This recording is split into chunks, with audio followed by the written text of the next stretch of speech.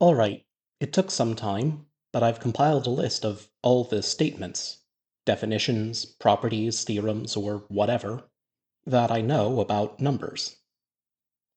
While I was doing this, I realized something odd. Looking at the definition I use for numbers, I realized that the first two parts are fundamentally different from the last one. The first two parts are themselves definitions for each individual number, while the last is a statement about the numbers that the first two parts define. The definitions of more than and less than are both just straight up definitions, but then the definitions of addition and the other operators are a little odd as well, all being in two parts despite defining a single thing. After thinking it over a while, I decided that the system I tried out last time for labeling all these statements needs some revisions.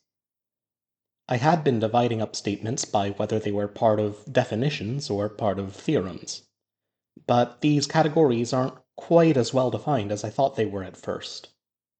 I think I can say that there are two types of statement. Firstly, they can be the definition of some term or label, such as the definition of zero or of less than. These statements only exist to give meaning to specific terms and labels, and don't do anything beyond that. It doesn't really make sense to talk about a definition being true or false.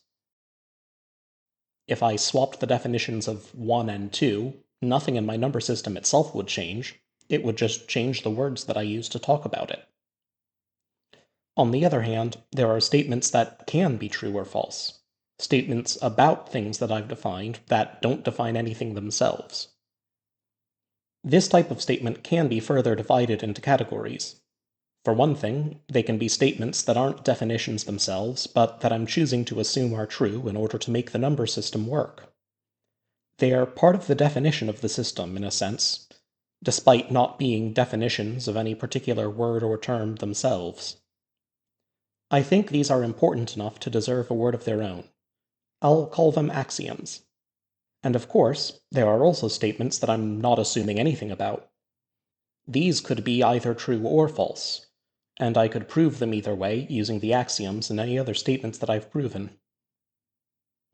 Now, at the moment, my number system is defined by what looks very much like two definitions and an axiom. Something about that feels off to me.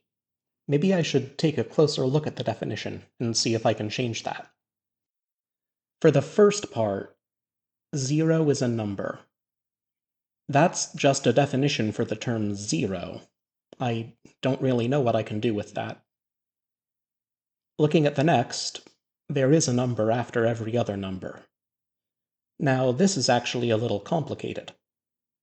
This statement defines all the numbers other than 0, but it also kind of defines what after should mean in the context of numbers. It's kind of a mashup of two separate definitions rather than anything on its own. Let's try straightening this out.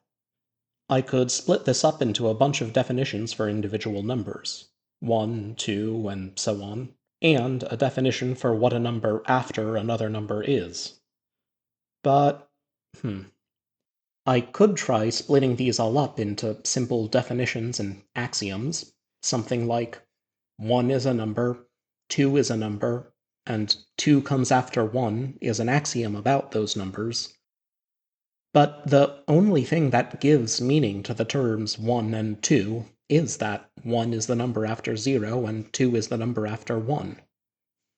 And on top of that, where does this leave the idea of after? Would the definition of after in this case just be that after is a way in which a number can relate to another number? Actually, while that definitely won't work as a full definition, there might be something to that idea. Another way to think of it might be to go back to my idea of operators, which I came up with to describe addition and multiplication. An operator is a way to take two numbers and get another number as a result. But there's no reason I couldn't have something similar that takes in just one number. If I say that operators can work like this, then after is a kind of operator. It takes one number in and puts out the next number. I'll say this is the following operator, and that applied to a number gives the follower of that number, which is just another way of saying it's the number after that number. Now, going back to the definition of my number system, I can say that there are a bunch of definitions for all the various number words, and for following as an operator. The relations between the different numbers are all part of their definitions, but this still leaves me with a bunch of definitions mixed up with an axiom. And there's still the question of what to do about 0. Actually, hold on, I've just got an idea. I've come up with hypothetical numbers in the past, mostly as part of proofs that said numbers can't actually exist in my number system. That means that there are numbers of a sort that I can define, but that aren't a part of counting. And so there's another special thing about 0, and all the other numbers for that matter. The fact that they are part of this number system in the first place. 0 is a number is just a definition, but 0 is a part of this number system can be an axiom. And this gives me an idea for dealing with other numbers as well. 1 can be defined as the follower of 0, 2 as the follower of 1, and so on. And I can again reduce the first two parts of my number system to two axioms. 0 is a number in this number system, and the follower of a number in this number system is also in this number system. There is one thing about this that still bothers me. 1 is defined as the number that follows 0, but I can only really define what follows means in terms of 1 and 2 and so on.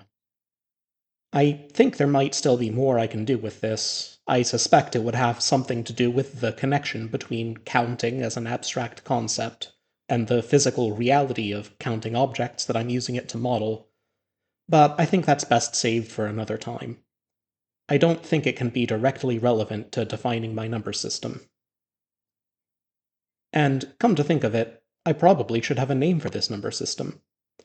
I've thought before about how there might be different number systems defined by different rules, so why not start getting specific? Since this whole system is based around counting, I'll just say that it's the counting numbers. 0 is a counting number, 5 is a counting number, 0 plus 5 is a counting number, but if I define squunge as the number before 0, then squunge isn't a counting number. Anyway, now I have two of the axioms that define what counting numbers are.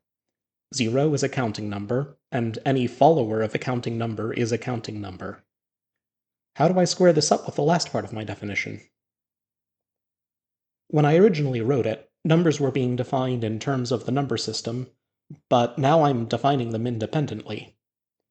I could define flub as the sum of 4 and 7, and it would be equal to 11, but would still have a different definition.